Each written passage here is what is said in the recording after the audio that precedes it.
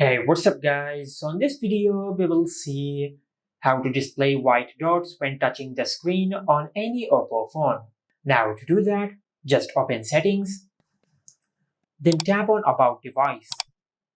From here, just tap on Version, then tap on the version number a few times until you enable developer options.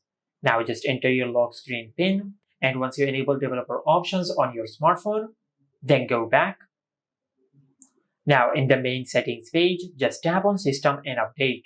From here, you will find the option of Developer Options. Just tap on it, and in Developer Options, just look for the options Show Tabs. And under the Input section, you will find the option of Show Tabs.